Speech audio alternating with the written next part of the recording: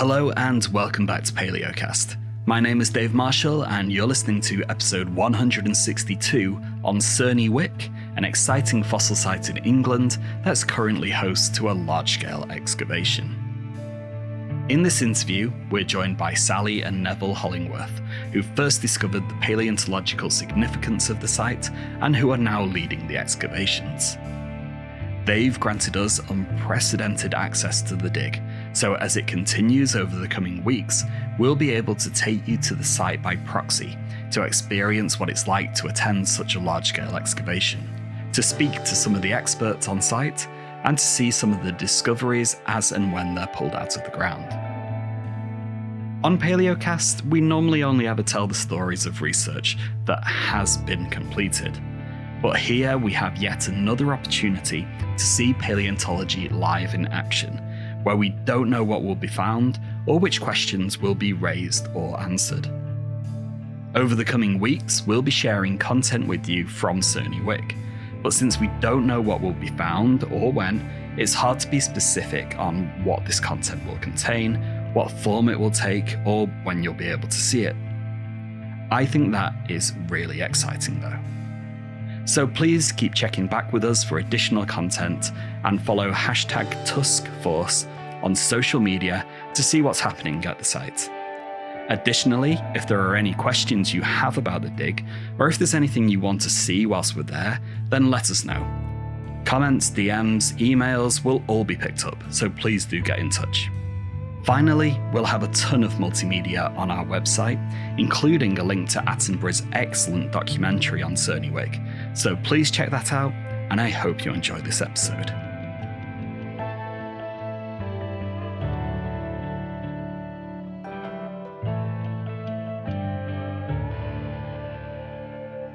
Hi Sally, Neville, thank you so much for coming on today. You're welcome. Yeah, nice to be on. Yep, thank you. Okay, so we want to get to know who you are first. So would you mind telling us, I guess, what your role in earth sciences and paleontology is and how you got to that position? So I'm a professional paleontologist, and my role has been through decades of fieldwork in the local area. So I've built up a wealth of knowledge and experience about the geology of this part of Wiltshire. And the site was one where I'd been doing a lot of work previously. And my geological knowledge has been based on years and years of looking in sand and gravel quarries in the Cotswolds Water Park, which is where this site is. And my experience has been through I did a degree in geology and at Newcastle, PhD in Durham. I have a postdoctoral research at the Open University and have published quite a lot of papers in academic journals and lots of popular journals as well. So broad base, but a passionate field paleontologist. So I go out and get my hands dirty. Yeah, that's what I like as well. And Sally, you? Neville and I met in 2015 at the Cheltenham Science Festival, and I was actually into amateur astronomy. So I was at the festival volunteering for stargazing and solar observing, and at a function one evening we met in the dino zone at the Cheltenham Science Festival and instantly hit it off. So ever since we got together in 2016, I've been looking down instead of up. So I'm very much an amateur paleontologist. Love field work and, love getting muddy and getting hands dirty, looking for incredible signs of our prehistoric, planet. And, we thoroughly enjoy it. So, it's interesting. We get a few people who say that they were into astronomy, first of all. It's interesting that there is that crossover. Do you think you could have been an astronomer or what could your alternative career paths have led you to do? I think our day jobs are very much different to what our hobbies really are. I work for Hills Quarry Products, and I'm in the administration team of the Transport Department. Neville is a public engagement manager for the local research council, the Science Technology Facilities Council in Swindon. So our day jobs are very, very much different to our hobbies. which is probably why we're even more passionate about sharing and infusing our outreach when we do some engagement. Yeah. So if I had a second go at a research career, they're two completely different. One would be a marine biologist. Yes. And the second one would be a train driver, because sadly, I like trains, and I thought I'd love to drive trains. But that's a separate life, probably in my dreams. We might have met on a train then sometime, or maybe. Who knows? But it's science that got us together. It's science that brought us together. Yeah. Oh, brilliant. So what's been the appeal of fossil hunting for you to do outside of your day jobs? So when did this passion start, and where has it taken you? Well, for you, it started when you were very young, didn't it? Yeah, I started really fossil collecting. I was invited onto an archaeological dig when I was about 7 years old. And this was up in the north of Scotland, where they were digging out a Pictish Iron Age, Pictish fort. Ooh. And there wasn't much being found, lots of shell middens and stuff. And I thought I was going to find fossils, and I was very disappointed that there were no fossils there. But somebody thought that they'd play a bit of a trick, and they drew a fossil leaf on a bit of rock and said, "There's a fossil." And I was so pleased that I found a real fossil. I've got a fossil. Turned out that somebody pointed out, actually, it's not. It's somebody's drawn a leaf on a bit of rock for you. And at that point, I thought, right, I want to find a real fossil. And it wasn't for about another 3 years until we moved to a part of England where you could find fossils in the ground near where we lived. And that's where I found one. Yeah. A real fossil, and I've still got it. Yeah, you have, yes. My first fossil, and never looked back. Yeah. Oh, what is it? It's an ammonite. It's in the lower Jurassic period of geological time. It's about 183 million years old. I found it in a building site where they were digging a trench. Back in the 70s, health and safety wasn't such a prime consideration of in construction sites, and they were great adventure playgrounds when you were a kid. And so I used to sort of crawl about in the trenches that were being dug for foundations for houses, and that's where I stumbled across this fossil find. And now you can stumble about in trenches with permission. Yes, that's right. Things like them were the days. Yeah. Yeah, I have had it before where I've been in a quarry and I've been trying to explain to someone the kinds of fossils that I'm looking for, like something really rare, really hard to find. And I've drawn it on a piece of rock, just with another bit of rock, just etched it in. This is what we're looking for. Yeah. Lay that down on the side. 2 or 3 hours later, turn over a rock, and there's this beautiful thing that, I've been looking for. And it's obviously what I've etched into the rock myself. So I've played that trick on myself. Oh, right. Okay. It's slightly more embarrassing then. Yeah. Well, anyway, moving on. Just a quick one before we get into the details. What would you say, if it's not what we're going to be talking about, what would you say has been your best fossil discovery so far? So my favourite discovery of a fossil not from this quarry that we're going to talk about is I found a mammoth skull in 2004 at a quarry nearby, which was a unique find, and it was complete. And that was probably my most significant find, but I found quite a lot of other things over the years that probably are of equal merit.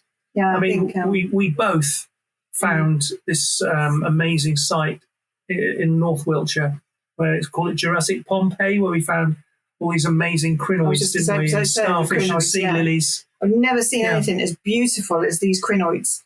And before we'd find little bits of crinoids down on the Dorset coast. And, they're fine, but, it's not a wow moment. But these crinoids from this North Wiltshire site, once they're prepped, they are absolutely stunning. And you can really see why they're called sea lilies, because they are beautiful bouquets of these beautiful lilies. Yeah. And then I remember when we were prepping a slab, because we often prep together, but we were, prepping this slab, and all of a sudden this starfish arm started to appear. Yeah. And it was quite an exciting moment. And we discovered this starfish. So, we're working with the Natural History Museum of London, with this site, with research and everything. So it's really exciting that there's new species that are now being discovered from 167 million years ago of echinoderm species that some of them are still around today.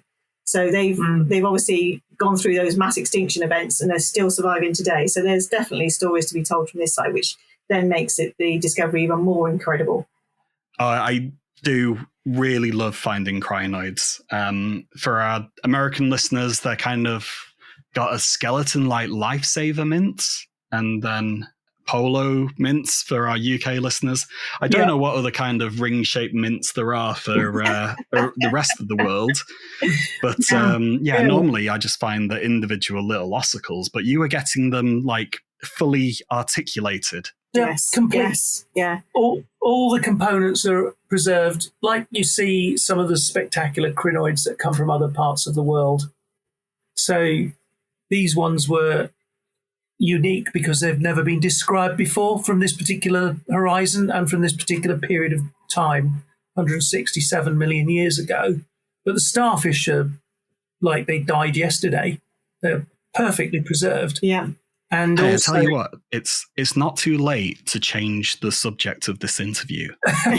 No, it's another interview, really. Well, yeah, we can always do another one. Yeah, because it's a unique site, and the research is just beginning to deliver results because it's one of these projects that never stops giving, and there's some new science emerging from the site. And we were actually at Harwell Open Day yesterday with an exhibit of the fossils from this site, and we had about 20,000 visitors to Harwell. We had a few. Several thousand went past our stall and were gobsmacked, amazed by what we had to show. We're quite happy to do another interview on this subject separately. So, but the slabs are absolutely beautiful. These you can see why they're called sea lilies, because they are like bouquets of flowers. They are absolutely stunning. And we've got sea urchins that have pulled their spines in a death pose. So they've pulled their spines into 5 points. One right next to us now on a slab in this room. And we've got brittle stars that are just so beautiful, like they're reaching out for, and when you're prepping them and you're exposing each even the series on the stems of the isocrinus, they are just amazing. They truly are. Yeah, and the other thing we've done is the beam lines at Diamond Light Source at Harwell are being used to image some of the specimens. So we've been seeing inside the rocks using synchrotron imaging to look at the internal structures of these animals, and we found connective tissue, we found lots of sort of internal elements that you would never normally get preserved, and also colour, which is remarkable. We've got pigment. They're pink. They were pink. Yes. They were actually pink. Yes. Which is maybe at the end of the interview, put the camera back on so we'll show you some. They are proper pink, let's say. Yeah. Barbie fossils. And we've got the Natural History Museum of London involved, lots of research, and they've got lots of slabs, and we're hoping to put some displays on in various different museums around the West Country. So lots to come from this site. Yeah, it's a work in progress. Wow, fossil pigments. So, having dangled that carotenoid, I like it. There's about 20 people that will ever get that joke. I've got it. Yeah, I've got it. Although these are quinones, by the way. Don't ruin it. Sorry. just let me have that. Oh well. Yeah. So, let's talk about another site, completely different site then. So we're going to be talking about a site in a quarry near you, Cerney Wick, which is in the Cotswolds of the UK. Yeah. So you two discovered the paleontological significance of this site, or discovered this site. Yes, we did. So why did you decide to look for fossils in this particular place, and what were you looking for? So Neville's been exploring the Cotswold Water Park for decades. It's one of his stomping grounds, if you like, and loves the Cotswold Water Park for its geology. I work for Hills Quarry Products, with the landowners, and we have had permission to go in there to look for fossils back in 2016. So the summer, autumn of 2016, we were looking for fossils in there, and we found the exposure of the Kelloways Formation, which were yielding some absolutely beautiful ammonites. Ammonites are the swirly whirly sea creatures that you get in the deep oceans of where back in the Middle Jurassic, 167 million years ago. These ammonites were absolutely beautiful. The preservation was stunning, and what else we enjoy doing is bringing them home to use our preparatory equipment, which are pens that are run from compressed air, and we remove the rock from around the specimens to sort of make them even more aesthetically beautiful. But it was in the spring of 2017 that we saw a corner of the quarry that the gravel had just been exposing sort of a layer there. And I sort of shouted to Nev, I said, "Oh, look, Nev, there's a big piece of wood sticking out of that bank." And he said, "Oh, let's go and have a look." He said, "No, that's not wood, that's bone." And it was sort of a moment where I sort of double take to look at him and go, "Well, bone?" And he said, "Well, I'll tell you what, here's a trowel. You sit there and sort of dig that bone out, and I'll come back in an hour and see how far you've got." and I honestly hadn't got very far because it was a mammoth humerus. And yes, he did laugh at that point. Yeah, it was a mammoth bone, and it was huge. Yeah, so we took stock of that and then excavated it out because it was right on the surface. So we were worried that further machine excavation would damage it. So we dug it out, and then we noticed around it there were lots and lots of other bits of bone, and shards of bone and bits of tusk, mammoth tusk. Just fragments Mostly. And then we spotted a tooth. Yeah. Then another tooth. And this happened over a few weekends through the spring of 2017. And then one night after work, one of the excavator guys down there said, "Oh, do you want me to sort of dig you a little trench to see if it goes any deeper?" So he dug this trench, moved the spoil out and put it into a heap. And it was 13th of April 2017. And I saw the glint of chocolate flint in this spoil heap that he'd just removed from this layer. Now, Nev was looking in this layer, and he'd found was an giant elk toe bone, which was really unusual because we'd never find elk. We were finding mammoths, but we weren't finding any other animals, really, were we? And so you were like, "Oh, my God, look, this is an elk toe bone. This is amazing." And I saw this flint, and I held it in my hand, and that goosebump moment that I felt that the previous person that held this, or the previous human, or maybe it was Neanderthal. I wasn't really sure of the age then, but it was the fact that I was the first person to hold this hand tool since whoever dropped it.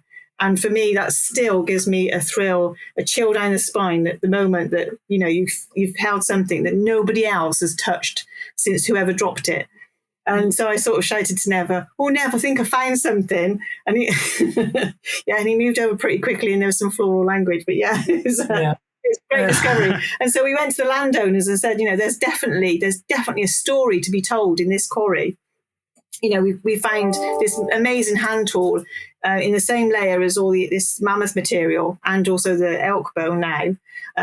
So they gave us permission to carry on looking, wasn't it? And to sort of see if we could get a team together to tell the story. Yeah, so we contacted Professor Ben Garrett at Bristol University, and he came out and had a look, and he couldn't believe his eyes when he saw all these amazing things lying around, because obviously we'd done nothing systematic apart from a very small trench.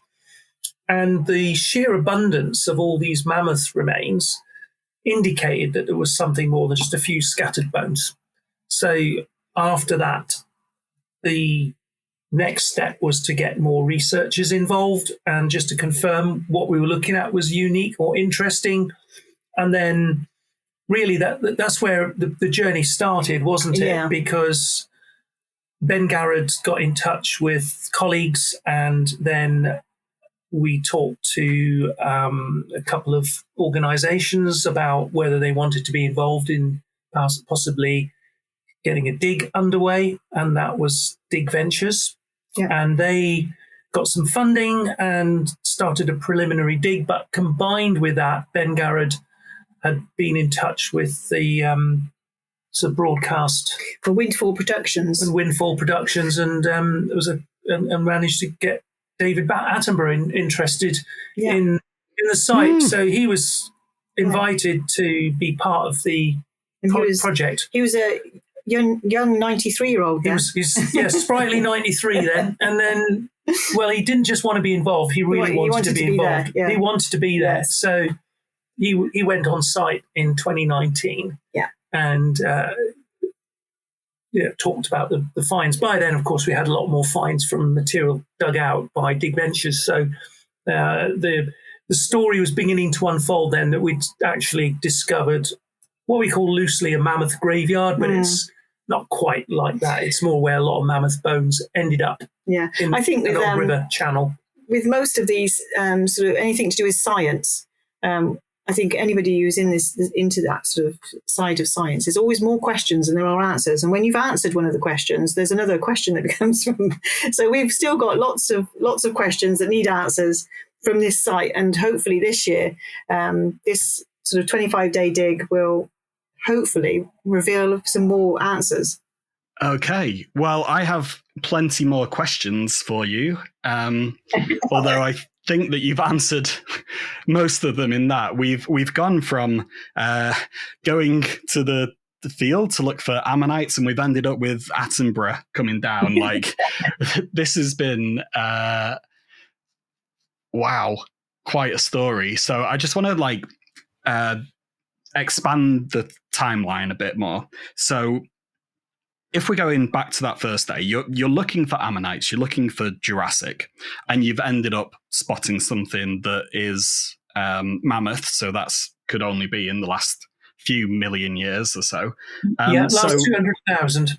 200,000. So it took us 6 months to go from ammonites to mammoth. So it did we found the site, didn't we? End of the summer of 2016.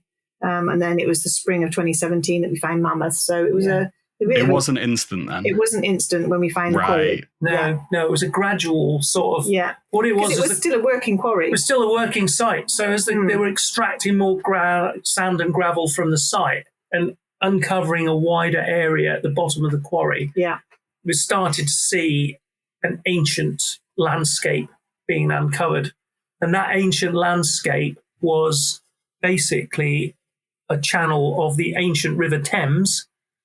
And you could see a bank emerging where that was the ancient bank of the River Thames. So what we were uncovering, or what the quarry company was uncovering, was this ancient riverbed, which had been preserved under younger gravel deposits, which were younger. They were about 50 or 60,000 years old, these younger gravel deposits. So it actually just preserved this ancient Ice Age landscape, basically. Which one of you gets credit for the mammoth discovery? Do you argue about it, or is it pretty well established that it was Sally? No, it was joint. It was joint. Sally. I thought it was a piece of wood to fit at first. It was Neb that confirmed that it was a mammoth bone. So maybe I should sort of say that actually I saw the first. I think Sally probably, if you think about it, she found the first bit of mammoth bone which was sticking out of the edge of a ditch. So that was the first find, and then once you get your eye in, I suddenly realised, hang on, there's a lot more bits of bone around here. And then as we continued our sort of search, ammonites became less important because we were finding more mammoth bits, and there were not just mammoth, there was lots of other large mammal bones. Yes, there's bison, and hyena, and horse, and all sorts of things. So we recognised that this was significant because these sorts of deposits don't get exposed commonly in the UK, and because of its age that was confirmed, it's a period of time during the last, we'll call it the Ice Age, but the Ice Ages, during the Pleistocene, when the climate was just on the verge of cooling to major glaciation that lasted 100,000 years. So this was the last sort of period of time when mammals like mammoth and humans, as in Neanderthals, were in Britain before they disappeared from Britain for over 100,000 years. So significant in that time, It'll be good to expand on that again later on when we've got like a full understanding of what's been found and what's going on geologically. I want to get more down into the mud with you guys on that first mammoth discovery. What do you do? I mean, you've now have this mammoth bone, physically speaking, and also taxonomically speaking, it's going to be huge. Do you just shove it in the back of your car? Do you put it in the back of one of these quarry mining things that are just driving around on site? Who do you tell? What do you do now that you have this mammoth? Yeah, so obviously the preservation of this mammoth leg bone was a humerus that we found. It was in 2 parts, actually. I think it was in more maybe than three parts. But what we did was we realised it was a big thing, and it was so well preserved. It wouldn't look any different from a modern elephant bone. If you found an elephant bone, you wouldn't think it was much different. Not that you find that sort of thing in the Cotswolds every day. So what we did was wrapped it up in lots of bubble wrap. Yeah, we did. And we carried it to our car and put it in the back of the car and took it home, and we cleaned it up and obviously had it restored. It was a bit of too much of a mammoth task. It was for a us. mammoth task, no pun. Because it's huge, this bone. So we sort of passed it on to a professional then back in 2017 to help us sort of restore it and preserve it and conserve it to a better standard. But I've certainly learned a lot about conservation of bone material since 2017, and have often been sat in the garden cleaning mammoth teeth with a toothbrush, using chemicals to preserve them and keep the conservation of these amazing material. Okay, what's the law like in the UK for fossil discoveries of this kind? Because I know we have these things called like triple SI sites of special scientific interest, where the fossils are protected. Like you can't just go over there and hammer out some precious fossils from the cliffs. Is there anyone that you have to report these finds to? Did you have to report it to the quarry company? How is it that you were you just able to just take it home and hey, now you have a mammoth? Yeah, well, we did report it to Hills Quarry Products because they're the landowners, so we felt statutorily obliged to let them know we'd found something. I think it's always important that if you're going onto private land that you've got to get permission. Talk to the landowners. It's a huge thing, isn't it, about getting permission? I think inland sites are most definitely different to coastal areas. Yeah. So this site isn't a triple SI, and it's a working quarry, and so there is no statutory legislation that covers fossils or even mammoth bones or things like that. Obviously, archaeology is a bit different because quarry companies are legally obliged by law to support a field investigation by archaeologists, but they generally just do the stuff on the surface. So Roman, Romano-British, Iron Age, Bronze Age, that sort of thing. But once you go back in time and you go into the Ice Age, so say later than 20, 30,000 years, then you're kind of going into the paleontology world. And unless like a quarry is scheduled as a triple SI, these are working sites. So there's no legislation as such. And it's only after quarrying operations cease that sites that have produced or still produce some amazing finds get scheduled. But this one is slightly more challenging because the locality is in an area of the Thames floodplain, which means that you've got to keep it pumped constantly. You have to dewater it all the time. And as soon as you switch the pumps off, the site will flood. Yeah. And it's currently a lake. And we have to pump out millions of litres of water to allow people in to carry on excavating. And you have to keep it pumped 24 hours, 7 days a week. Yeah. Otherwise, within 24 hours, it'll be a lake again. So it's literally that quick. It's that quick. There's so much water that comes in through the gravel into the site. So it's one of these temporary windows in time. We get a chance to go in, do the excavation work, And once we finish, then Pumps will be off. pumps go off and it turns back into a lake again. And 6 months later, it's a tranquil lake with ducks and geese and swans on it. Yeah. Not even that, I think. 6 days later. Yeah. Wow. Yeah. Yeah. It's a high level. It's a high in the water table. So it's just this particular site. As for laws around the UK, I mean, the coastal is different from inland anyway, isn't it? Yeah. You think about the classic sites. So take about the World Heritage Site, the Jurassic Coast. Then there's a code of conduct for collecting on the coast where fossils found can be kept by the finder, but any significant finds should be notified, and they're given different category names. So they get categorized according to how important they are. So common things like ammonites and belemnites and some of the abundant fossils that you find on the coast can be kept and collected by whoever's down there. There's no legislation. Finders keepers. As finders keepers. Yeah. And that's with agreement of the landowners.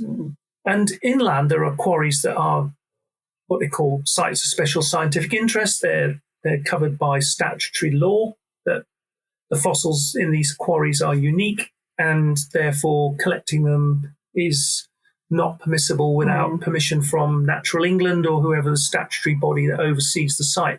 Yeah. So there is a difference dependent on what the site is and where it is. And this site you would not be able to schedule it, because if you did, you'd be scheduling a lake. Yeah. And whatever's in that site is underwater. Yeah. So you just get this really time-limited opportunity to do this work. And so this year is the main and the biggest dig that has ever taken place at this site. Yeah. Because all the previous digs have been small scale. Yeah. This one is on like an order of magnitude bigger. Definitely. Because we want to really get stuck into it. We've only scratched the surface at this site, really. And so this next dig is hopefully going to produce a lot more material and probably give us more questions than answers, as Sally mentioned earlier. Yeah. And it could be our last opportunity. Oh, yeah. That sounds ominous, but we will get onto this later. Yeah. I first want to tell you about my quarrying company called Marshall Aggregates. Oh, yes. What I would do... Yes, you've got a nice logo. Oh, yeah, I'd have a lovely logo. If I had some fossil collectors come into my quarry with permission, it's all above board, and they find a load of mammoths and a hand axe, I'd be like, probably didn't find a hand axe. That's probably just a piece of random flint. Throw it away. Don't have to do the archaeological stuff. Doesn't slow down my operation. And then maybe, like if a ton of mammoths are coming out, maybe I'm going to change my business from Marshall Aggregates to Marshall Mammoths and start selling those. That's got a great ring to it, yeah. Yeah, I should go into marketing. Anyway, how have this company been when it comes to the paleontological discoveries? Because that's disrupting their operations. It's all of the finds that have come from this quarry are kind of at their, what word am I looking for? They are allowed to be taken out by their grace. I don't know. What word am I looking for? Permission. Well, all about permissions again, isn't it? They give you permission to take these out, and it wouldn't be possible because of them. So have they been good at engaging with you and scientists and the paleontological heritage of their site? Do they protect it? Do they respect it? And have they been good partners in this? Yes. I think the answer to all that is yes. Hills Quarry Products have been so supportive, and this year they've been amazingly supportive in the fact that the story still needs to be told. Positive publicity from quarrying is definitely one angle that we are looking to improve on this year. Without quarrying for aggregates that everybody uses in day-to-day life, from building your roads to building your hospitals, the aggregate and the sand and gravel that come out of the quarries is just, a huge part of daily life that just is almost taken for granted. But, a lot of people don't like quarries because they're holes in the ground that are unsightly, noisy, and, often quite disruptive to the local communities that the quarry affects. But without quarrying, we would never have this opportunity to find what our prehistory can tell us about our planet before we were about. Yeah. My boss, Pete Andrew, is our group director. He has been so supportive on wanting to tell the story of what it might have, be the biodiversity of the site, as well as teaching us about climates and from previous, time periods. It's not just about the mammoths there. There's all sorts of stories to be told, from what the sediment can tell us to any early life in the sediment, from bugs and beetles to the plants and trees that were around us back in the prehistory times, to, maybe communities of Neanderthals moving around in the Cotswold Water Park. There's so many angles to this story that they're really enthusiastic with. So yes, they have been very supportive. They have been amazing. And luckily it's in a corner of the quarry that's not in their working quarry part. So they've just sort of left it for us for a few years so that we can sort of go back in and investigate it. But yeah, we are a time limited opportunity this year, and they've been really amazing. Yeah, a bit like set aside actually, because the actual area is an abandoned part of the quarry. So they've created a bund. They built a bund across one end of it to stop any silt getting in. Yeah, and so they've left this one area for us to research and excavate. And as Sally mentioned, they've been really, really supportive. They've provided all the infrastructure support. They've provided the pumps and machinery and staff time to help with the plans and run up to this next excavation. And they want to share the story as much as we do, because they have the sort of, I wouldn't say obliged to, but this is a good news story from the quarrying industry, and as such, it's something that showcases what can be found through aggregate extraction. Yeah. And without it, this site would never have been found. Yeah. It would have been just a field with cows grazing on the top of it. And so we're very fortunate that Hills have been really, really helpful in giving us permission and access to continue with this exciting project. I think my boss gets to a point now where I walk past his office and he sort of ducks behind the, she doesn't want to talk about mammoths again, does she? But they love it, really. But I think they love it. Yeah. Am I going to get you in trouble with your boss by saying, what about all the fossils that have been lost through the mining process, though? And there's always, for me, going to be, like, we have this amazing area where we can actually get this paleontological science out, all of this information, all of the value of that. And that's fantastic because it's not normal. But over there's more. Over there, in that big pit that they're digging out, there's even more. So there's no end to it.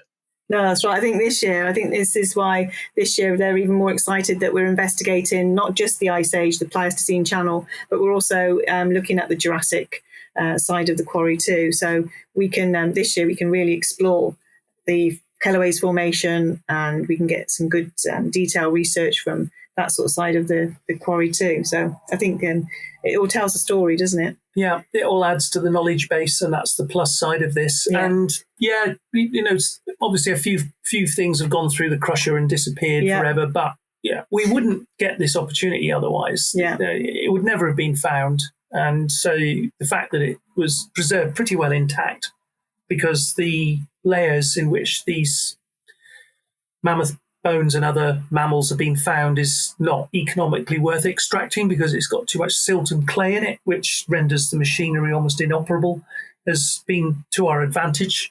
So that was left behind and undug by the machinery on site. Yeah. So that's been a real positive thing for us.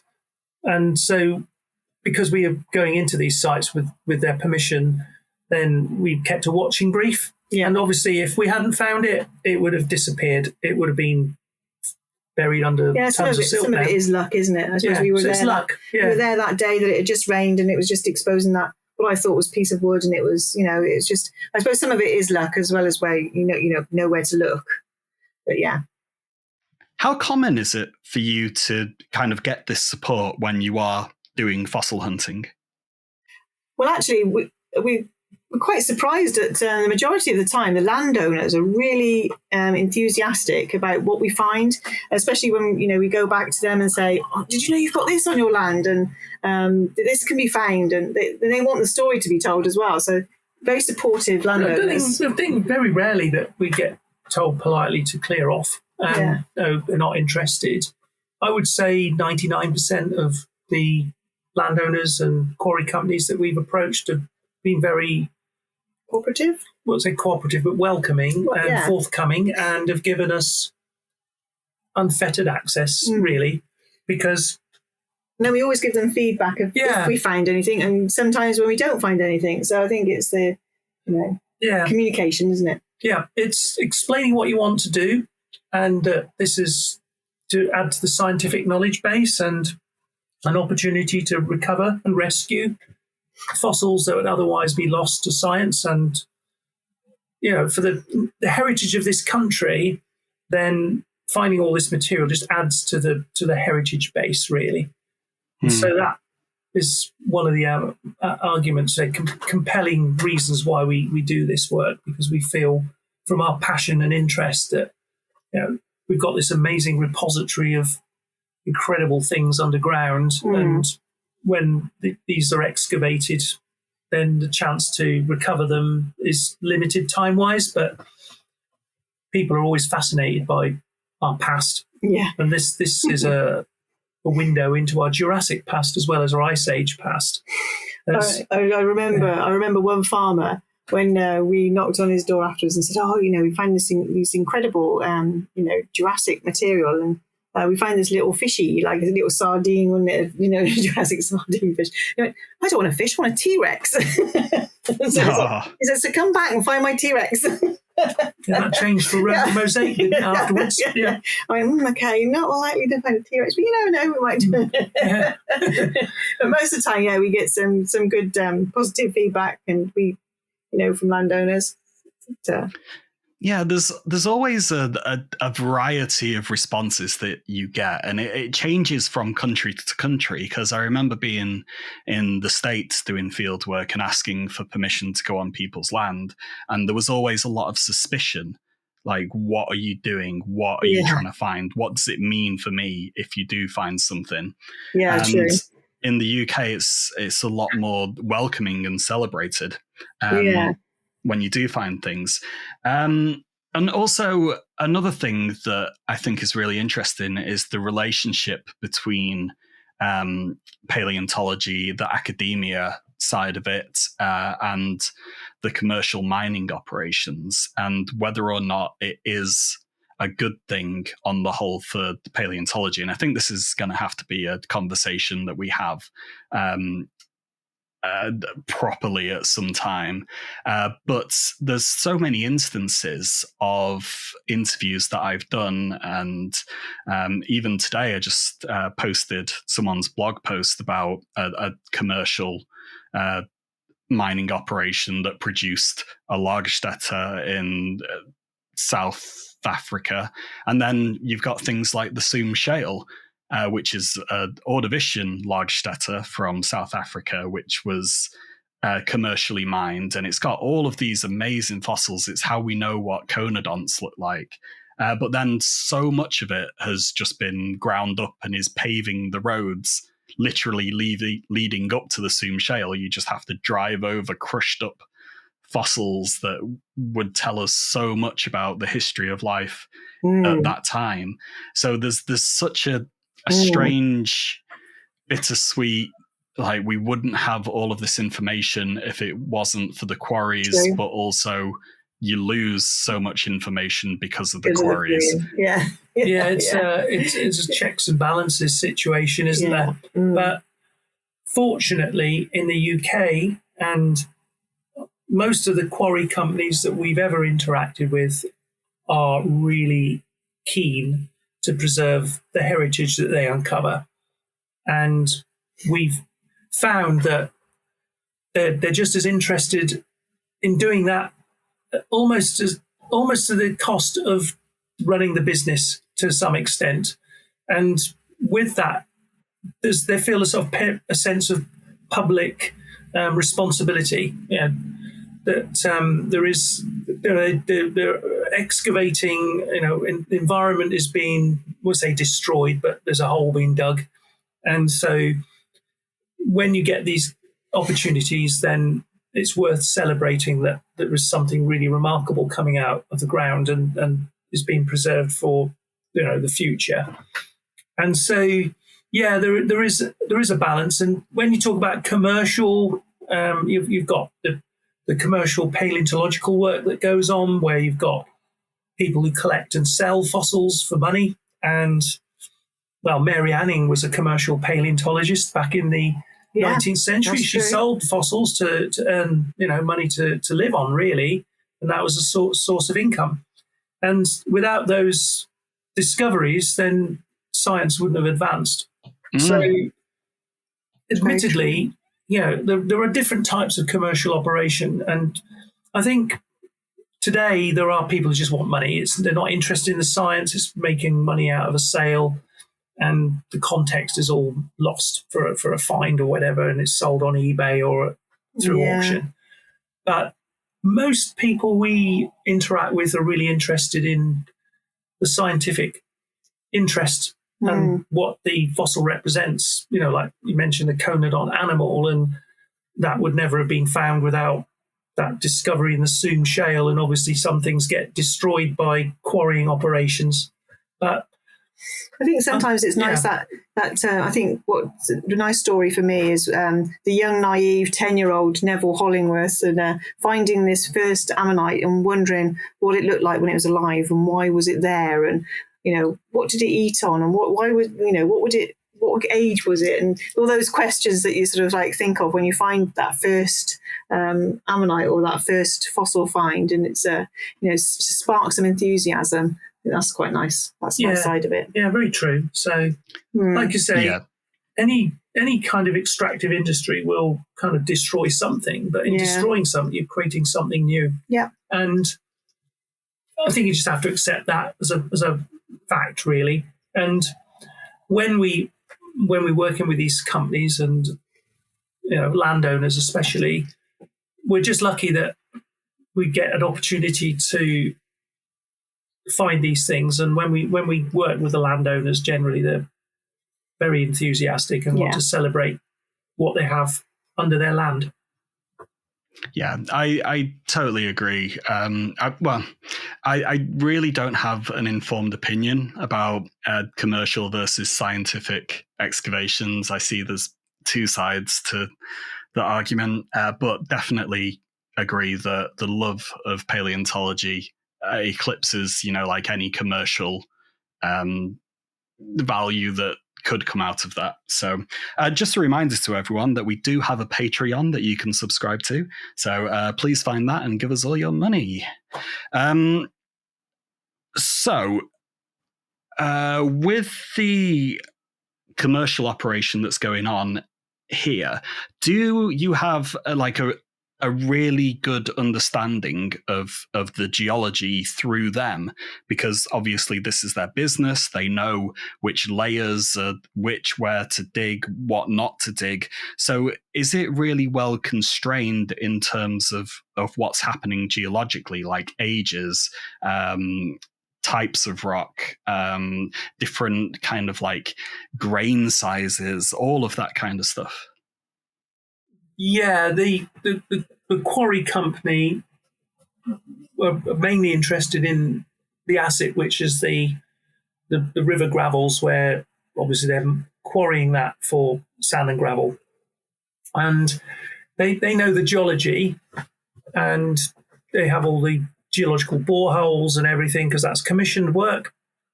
And we've been given access to that so we can see what the underlying geology of the area is. Mm-hmm. So, but their knowledge in terms of the paleontology and the other aspects of the site is much more limited, because the geologists that probably worked on the mapping originally were economic geologists, and so they were looking at the mineral reserve, whereas we're looking at the fossil reserve, really. Yeah. And that's where we come in with our expertise and understanding. So if we were to be equated with anybody, it would be like field archaeologists with a watching brief, so we can spot things as they're uncovered. And so we get notified sometimes by quarry companies. They found something unusual, come in and have a look. And that's brilliant, because then we get a chance to rescue it from inevitably being destroyed or buried or left behind. So the paleo environment, you've said it was all of these gravels deposited by a river, which was the Thames. What else do we actually know about the site? If we're just focusing on the Pleistocene, the bit with the mammoths in it, what did it look like? And did you have to get in any sort of additional exterior third-party expertise to come in and, like really paint a picture of what this environment was holistically? Yeah, so sort of talking in terms of holistic geography during the period of time, so we're talking about 214,000 years ago, the River Thames was a much bigger river than it is even today, and it had much more catchment. So a lot of the rivers that don't drain into the Thames now did during the ice ages. And so its catchment was bigger, and it was fed by bigger rivers, meltwater from the permafrost and the ice sheets to the north. So it was a massive floodplain, 10 to 15 kilometres wide, and there was lots of meandering tributaries of the River Thames as it went eastwards and emptied into the North Sea, not into the Thames estuary where it is now.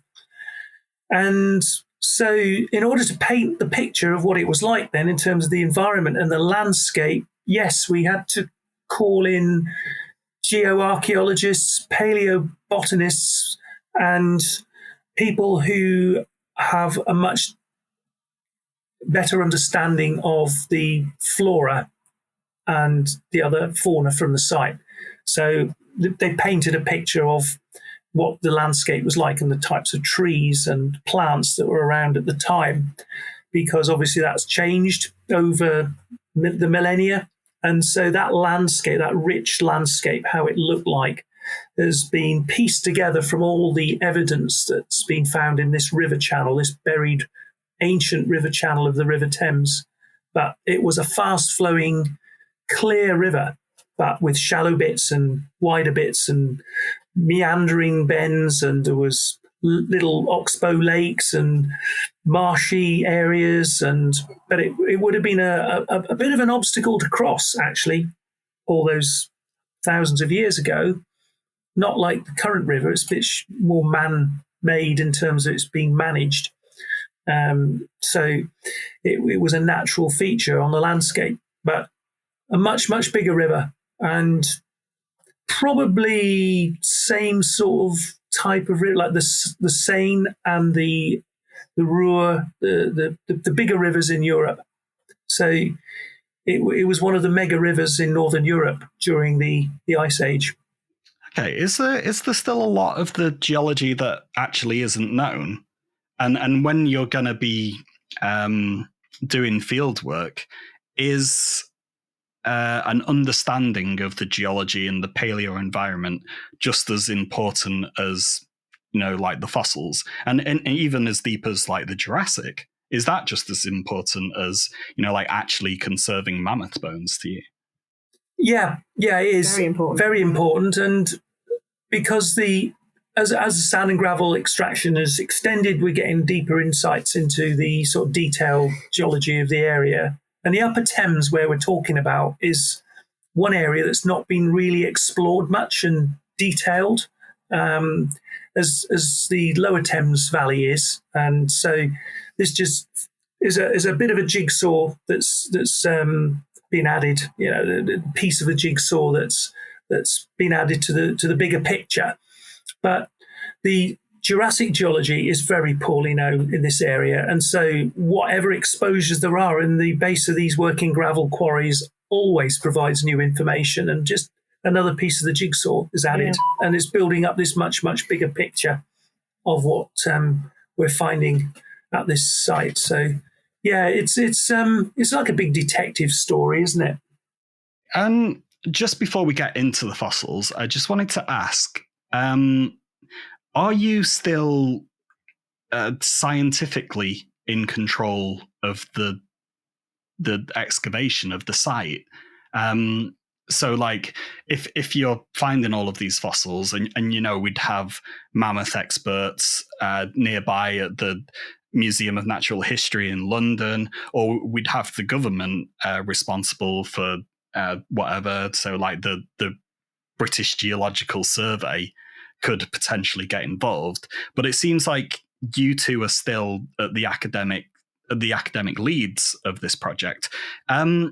Is that normal? Is that just because of your experience, or is it simply just because you're the only ones there actually doing it? You're the only ones who know the site, who know what's found, and who can actually have the contacts and lead this project? I think our enthusiasm, really does sort of... Our enthusiasm and my sort of knowledge of that area, the geology of that area, has been built up over decades. Yeah. And so my academic, my professional expertise is probably what's helped inform how this project's moved on and developed. We're certainly encouraging research and more, everything to be discovered on this site, aren't we? Yeah, and we're obviously, when people come on site and they've got their own particular pet project they want to do, then that's fine. And we're certainly encouraging whatever their particular interest is their passion or their research interest.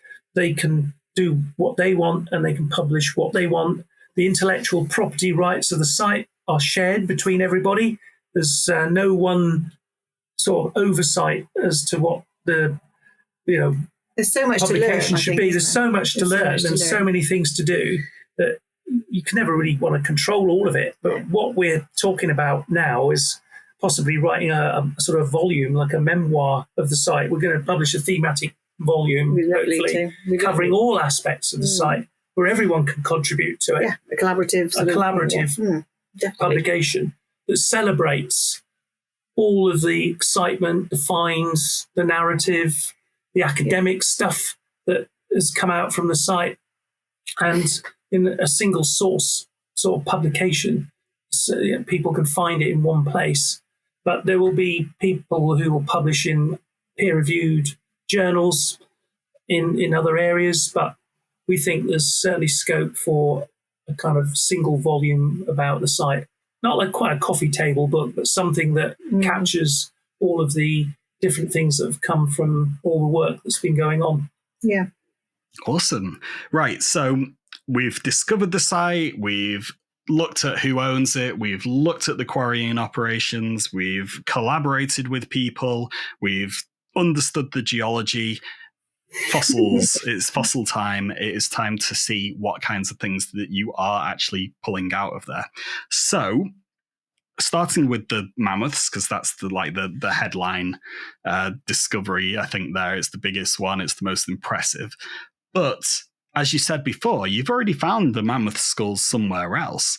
And they're found all over the UK, they're found all over Europe, they're found all over the States. We did an interview not too long ago all about mammoths and mastodons. Why is Cerney Wick special? So this is the USP of Cerney Wick, and it is from a period during the last ice age when 214,000 years ago there was an evolutionary crossroads between different groups of Ice Age animals. And at this site, we've got 3 different types of mammoth.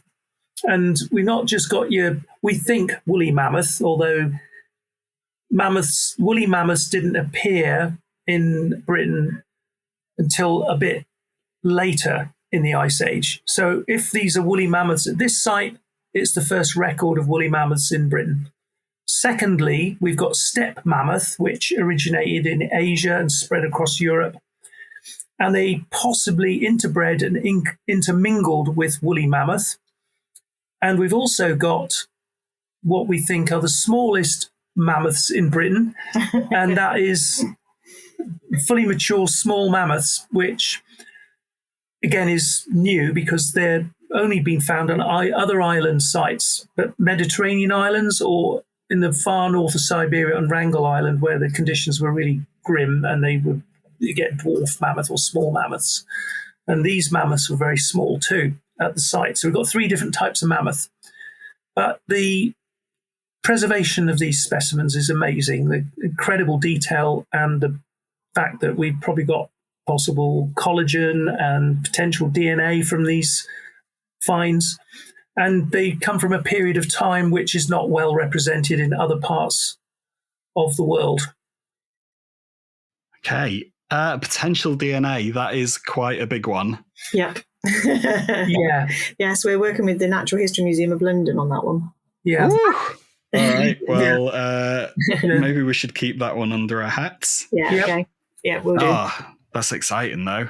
Yes. It might not be DNA. Who knows at this stage? Who knows? Yeah, Yeah, but that's true. it's work. There's a work in progress. Yeah. So it's an evolutionary crossroads, and also the very last time that Neanderthals were in Britain, That's it, because That's we were just about the to other. plunge into a really cold stage. and then Neanderthals disappeared Yeah. from Britain forever. Yeah, that was it. yeah. And the next humans in Britain after that were modern humans. Yeah. So this site has got lots of different stories that need to be told. So the 3 mammoths, the Neanderthal, and possibly we've got some bones at the NHM being studied for scrape marks, and we don't know whether it was scavenging type that went on. We don't know whether it was different tribes that were meeting, because of the different lithics that have been found over the last few years. So there's lots of angles at this site. Yeah. Oh, that is another whole interesting angle at this. The interaction between early humans. Early humans? Early hominids? I don't know. It's too recent for me. I can't. They were humans. Neanderthals were as intelligent, if not even more intelligent than modern Homo sapiens, that is us. Definitely more intelligent about their environment, probably. They lasted longer. They were on the planet for 200,000 years plus before modern humans appeared. So there is that sort of interest from the evolutionary sort of biology side as to, the interactions between Neanderthals and mammoths and other large ice age animals in the Upper Thames Valley in Britain at this period in time. And so there's a lot to the story. And there's also the fact that we found some brown bear jaw. So we've got other animals there that we need to sort of try and uncover too. So not just the mammoths, we've got other animals like the bear and steppe horse and bison. Is it known what the fauna of the UK was like at this time? So we've got bears, we've got mammoths, we've got horses. I think you said hyenas. Are there things that you're missing from Cerney Wick that you're hoping to find? Haven't found any wolf, have we? No wolf yet, and also steppe lion. Yeah, like the predators of the. The top predators are a bit thin on the ground. So maybe this year that might be. But then we might find that in this next phase of excavation work. So there are a few little gaps, but we don't know whether we'll fill them. But what's been found has provided a lot more information on what was around at that period of time. There's only been 2 sites in the UK that have produced these types of assemblages in the last 100 years. So modern scientific techniques have been applied to understanding these particular animals. And each discovery, and even from the 19th, 20th century work that's been going on, and now using the latest technology and the latest imaging techniques and everything has been applied to this site. So there are no other sites active in the UK at the moment. In fact, there's no other Paleolithic sites been excavated at all in the UK except this one. I think that proves the point of our, the volunteers that we've had sign up, and everybody who's coming to site, everybody is volunteering their time. And that's ranging from students to experienced professionals, and that sort of gives us, the thought provoking that it's worth doing all this to, share this site. Okay, how much has been found so far, though? How many bones? How many individuals? How many different species? Like, what have you managed to get out? We found quite a lot of, obviously, the Mammoth Graveyard, lots of mammoth bones, all different mammoths. So we've various different tusks, so we know they're different mammoths, so they're not come from one mammoth. A lot of the material, or all of the material, is now with the Bristol Museum, and the last year's material is at the Yorkshire Natural History Museum. So the museums have got them accessioned into their collections, so they are available for research on. We've also got bison, hyena, horse. We're hoping for a few more predators. Yeah, you hear the single elk toe bone. Yeah. So we've got quite a range of different bits of different individuals. Yeah. So if you wanted to put a number on it, we think we've got the remains of at least 6 different mammoths, possibly more. Last year's dig probably added to that. So the number's going up into the dozens, I think. Yeah. But they're not complete skeletons. No. We're uncovering lots of bones belonging to different individuals of different ages. And by that, young ones from a year upwards, infant mammoth bones to fully mature, large bull mammoths to sort of matriarchs, the sort of large female. So there were herds. So that's what you'd expect. You find representatives from these large herds. Okay, so if we're not getting fully beautiful articulated skeletons, what is the depositional model? And what I mean by that is, how did these bones end up where we find them today in that position? Like, what is the taphonomy? What's happened to these mammoths and other animals between when they died to when you found them? It's a really good question. That's a very good question, actually. And this is one that's still being discussed. Yeah. So what we think is that these animals were washed downriver. Either they died from natural causes or predation, we don't know yet. But their remains were swept downriver, either as carcasses, and it might have been a flood. The depositional environment is one where we've got soft silts and clays, and also coarser sand and gravel mixed up. And the bones are found usually in the bottom of the silt and clay layer. And so we think they might have all been washed in by a flood into a quiet sort of oxbow or a meander bend of the river. And that's where the bones accumulated. But they've not just accumulated in one day. There's evidence that they probably accumulated over thousands of years in this particular site. So we've got bones that are fresh as the day they fell off the carcass, and they look just like modern bones.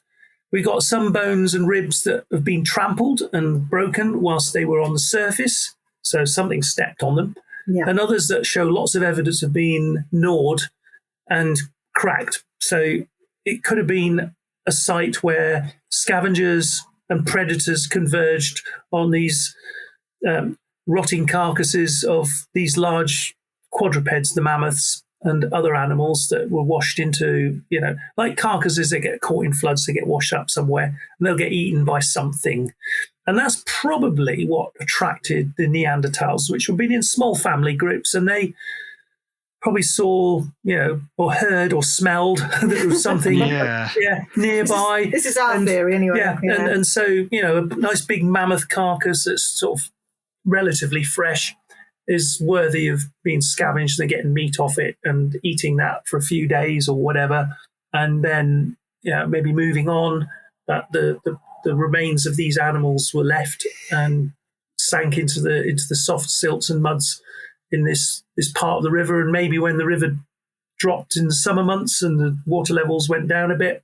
There was a lot of muddy areas that were trampled by other animals, and that's where quite a few of the bones have been trampled. We can see evidence that they've been exposed to the atmosphere and then stepped on. So they've got evidence of cracks that were only created through pressure. Yeah. Wow.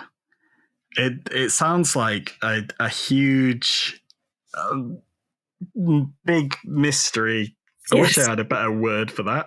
It is a mystery. Mammoth mystery. Mammoth mystery, yeah. There are so many individual research avenues that you could go down. Yes, exactly. Yeah. And we're trying to encourage a lot of them. it does seem like you could have potentially decades of research coming out of something like this. And that's exciting, isn't it? Like 2, 3, 4 episodes ago, I spoke to Dr. Laub from New York, who had his, he led a dig at, oh God, why can't I remember what it's called? The Byron Dig in New York. And he did that for 3 decades, digging up the mammoths and mastodon, I think it was for him, and figuring out how this site came about, why it had such a high concentration of these mastodon, what were going on with all the plants, what was going on in the environment around the time. It sounds like you could potentially have something like this. Do you have 30 years of researching this site in you?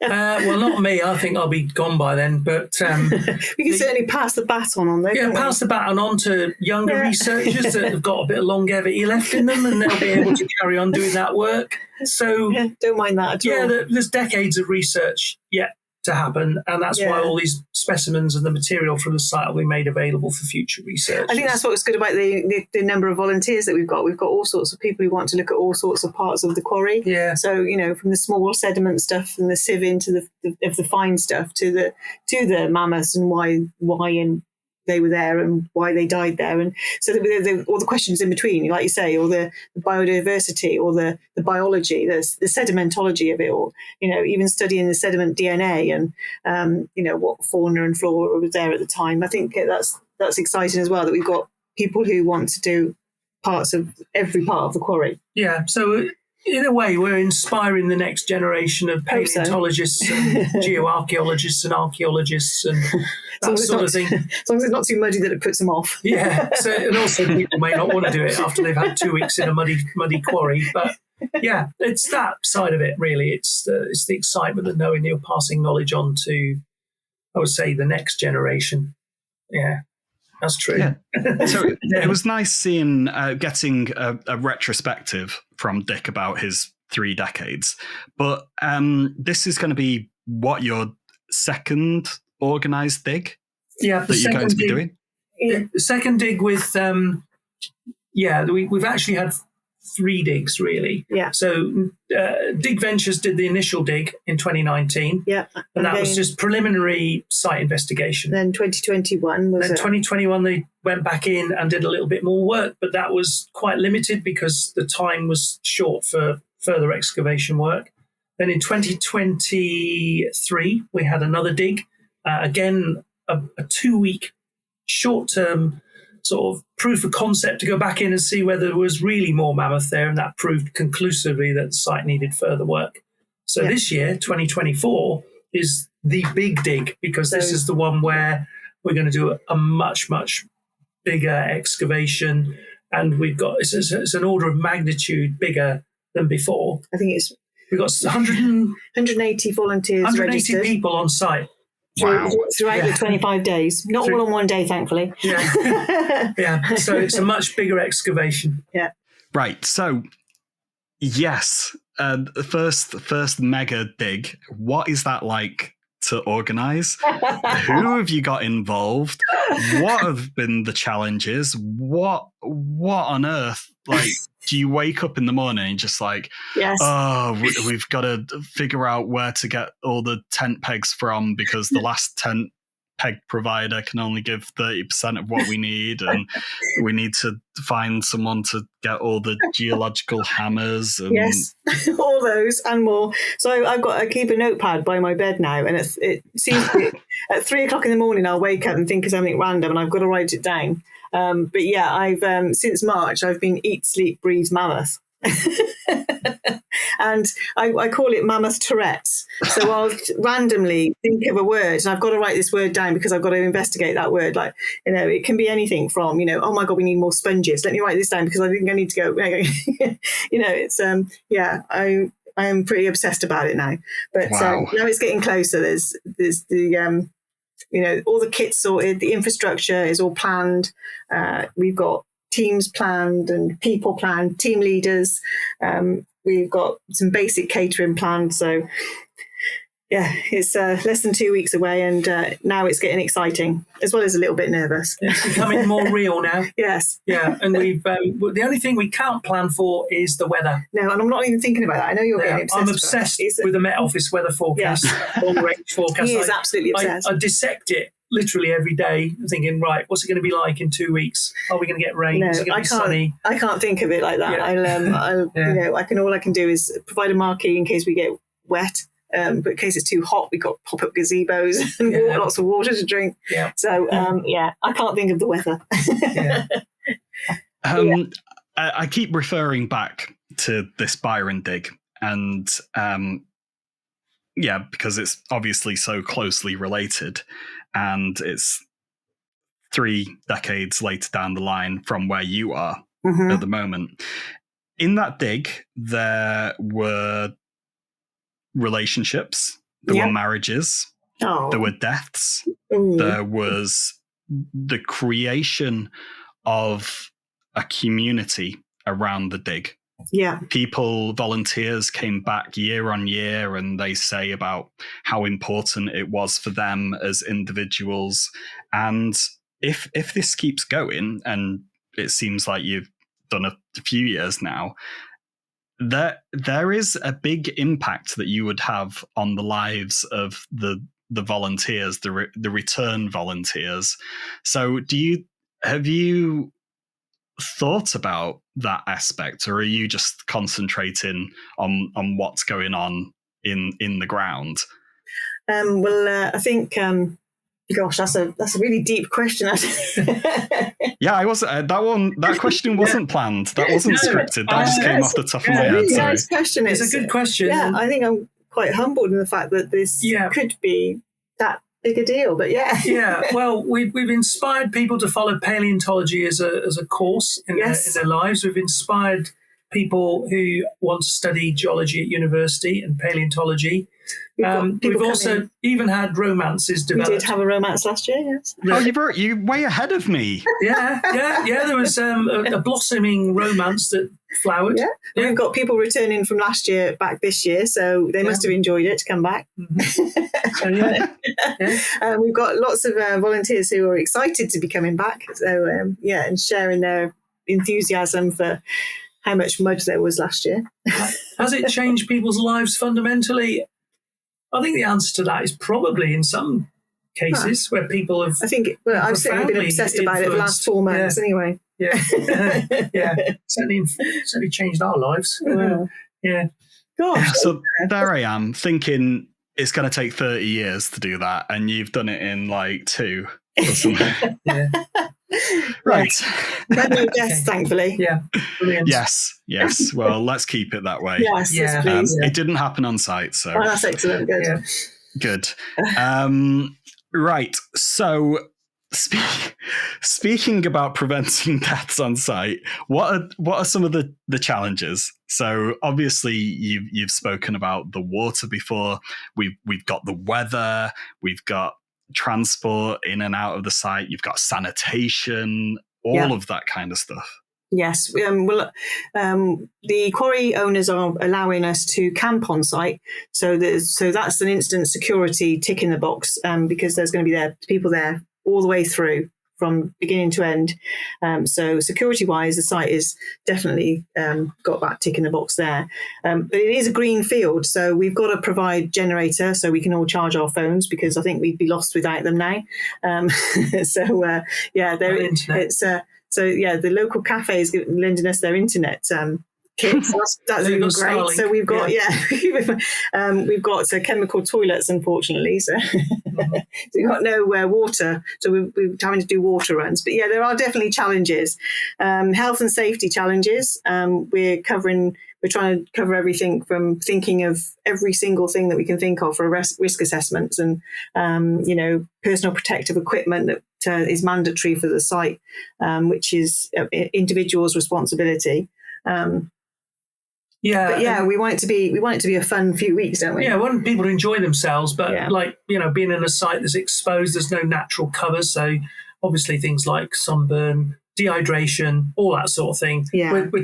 We're going to cover for that, make sure that people take care of themselves and others as well whilst they're there, and that we have a duty of care to make sure that they are looked after. Yeah, and so when people get carried away with digging, they sometimes forget they've got to drink water or something like that. And we're the worst for that. We're the worst. We are the worst. So we're making sure that there's plenty of liquid refreshment in the quarry, as in the form of water, and we've got like drinking stations and gazebos that are going to be put up to cover teams of people working on the site and things like that. So health and safety's paramount. But we've got most of it covered. We think we've got first aid qualified people to be on site. We've got emergency contacts and things like that. So obviously we don't want any deaths. No, we want everybody to enjoy the site and act safely and be safe. And so far, so good. And the other unique opportunity that this excavation, this 25-day excavation, will offer is that once the excavations are finished and you come off site at whatever time you want to, normally it's by 6 o'clock, we can then put on some evening entertainment. So every night at 8 o'clock, we've got one of our volunteers, one of our participants, hosting a talk in the base camp. So it can be entertaining and educational, fun and factual. So that's something else that this site can offer, just so the dig doesn't finish, the actual learning won't. You two live pretty close. Are you staying at the camp, or do you come in at 9 o'clock in the morning, freshly showered? We'll be looking as knackered and muddy as everybody else. Yeah, we're camping. We're camping. We don't want to miss out on the social side of it all as well, because that's just as special, I think. People talking in the community feel of the site, the buzz that you're getting from someone's found something that day, and that's just the biggest part of it, I think. Yeah, it'd be like Glastonbury with mammoths.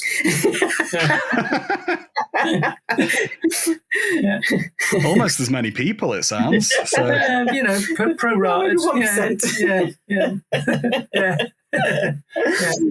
If anyone listening wanted to come on this dig, are they allowed? Do they need qualifications? When do they have to apply? All of these kinds of questions. Unfortunately, registration has now closed. So we are probably at capacity for volunteers, but it's always worth getting in touch just to sort of pitch your, why you want to be there. It is being run by volunteers, so we are reliant on, the people that get generous involved. Time and dedication to making this excavation a success. So what we've done is we've approached various institutions, and they've contacted students in their departments to come and help and get field experience, which is critical because not a lot of people get the opportunity to be on a dig like this, because it's the only one actually. So that is one of the big things. So we have pretty well got enough people to sort of work on the site. But, so no, people can't just wander on expecting to join. So it's not an open door as such, but we are open to other experts coming on board if they feel they can add something to the site. Yeah. So someone like one of our listeners couldn't apply unless they had like a BSc in geology, is it? Gosh, no, we're not looking at qualifications. No, far from it. We're only saying registration's closed because we've just got so many volunteers now. Some have got no experience at all in the field, and some are experts in their own fields. So there's definitely not sort of a tick in the box that you've got to have any qualifications to join the dig. Not at all. Okay, so say 2025, like we've had a brilliant 2024, you're putting it on again, bigger, better than ever. Yeah. Would my mum be able to apply and go down with no experience, never really done any field work before? Yeah. Yes. We give some on-site training, yes. And then you let loose with a trowel with a little bit of supervision, and hopefully then they get enthused by doing a little bit of work helping to excavate this amazing site, and obviously feel that they're contributing to the knowledge base. They might uncover something with the next trowel full of silt. And you never know. You never know. So, yeah. Yes is the answer. Right, Mum, if you're listening, I know you listen to every single one of my podcasts. This is a good test. Yeah. That's the biggest lie I've ever said on Paleocast. Anyway, what's the purpose of this year's fieldwork? So have you got any questions, hypotheses? What are we there for? How long have you got? We've got we sent out a comprehensive information pack to all the participants who registered, and in that paper, in the field pack that we've sent, we have listed the aims and objectives of what we expect to get from the site. And basically, it's to help with the rescue, the research and discovery of material, get valuable field experience and training, networking with like-minded people from other disciplines you would otherwise not normally interact with, for material to be deposited in museums for future research, teaching and education and display purposes, and also for research outputs from the site that people will publish in peer-reviewed journals as well. Yeah. And that to have some fun, really. And that lasting legacy, I think. And there's a legacy for the future. Yeah. So, and to have a good time, really. Yeah. Will you dig up more questions than answers? Oh, I'm sure. I am absolutely sure we will. I think we're going to find that we'll uncover something that will give us a few more questions to answer. But the holy grail, of course, is if we find Neanderthal remains, then that will change the site altogether, because they are so rare. So then there might be a 2025. So there might be a 2025 dig. Let's see how this year gets on. Yeah. Okay.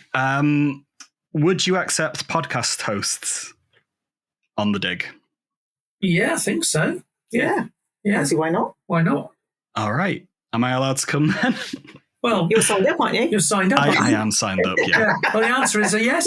Yes, please do. Yeah. Excellent. I am very looking forward to it, actually, to be able to see live what's going on. And hopefully we can do something a bit later down the line.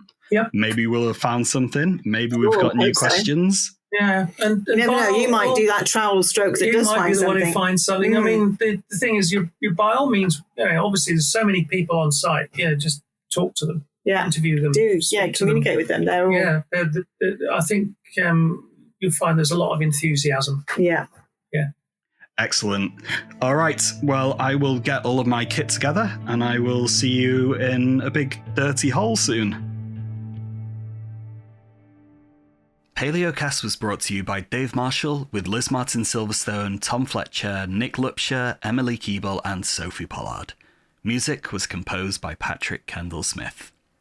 Paleocast was made possible by funding from the Paleontological Society and the Paleontological Association, but the show now relies on funding from you, our listeners. So, if you've liked this episode, please consider supporting us on Patreon, where you'll gain access to additional multimedia content, and thanks to everyone who's helped out so far. Please visit paleocast.com for the supplementary material to this episode and for our archive of past programmes, and follow us across social media platforms to get all the latest news. Finally, if you enjoy our podcast, please explore all of our video content on YouTube and follow our other projects, the Virtual Natural History Museum and the Paleocast Gaming Network.